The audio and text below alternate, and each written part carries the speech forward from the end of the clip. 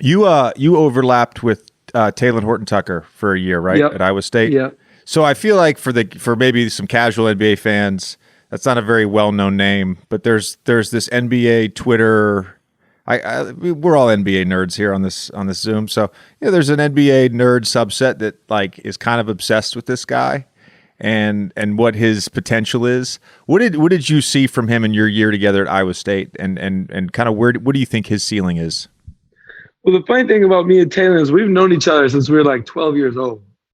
Like we could still remember matchups from AU. Like I was on the Wisconsin Blizzard, he was on Chicago Select. Like we could still reference games from when we were 12 years old, and like so we kind of knew each other growing up. And then he was obviously a 4-star guy, highly recruited dude.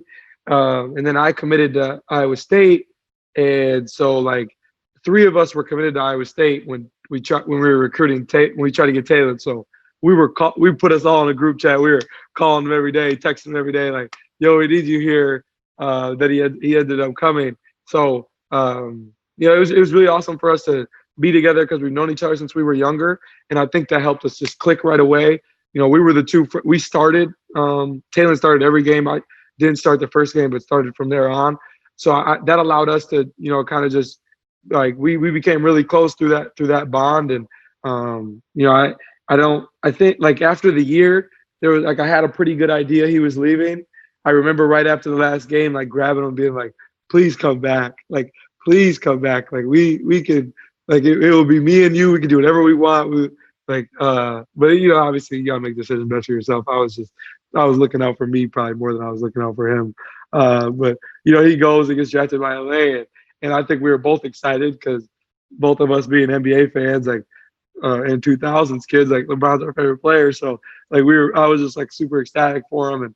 And he played in the G League a lot last year, but I think being able to play, in the bubble in those last couple games, and then he even got some playoff run against Houston that I think people have been really loving him for. And it's not surprising by any means what he does on a nightly basis, because that's just literally who he's been for as long as I've known him. So it's like what I see is not a surprise, but there are some people who are like go nuts about what he does, and like I see it and I'm just like, okay, like I know there's even more that we have yet to see. And I think what people don't realize is that Talen is the same age as the rookies that, like, because we're class 2018, but he's a year younger. So really he should have been a freshman last year, and if he left, this would be his first year. So people don't understand how young he really is and what he really can bring to LA. I think, obviously they're a championship team. We're coming off a ring, so they have a lot of pieces. But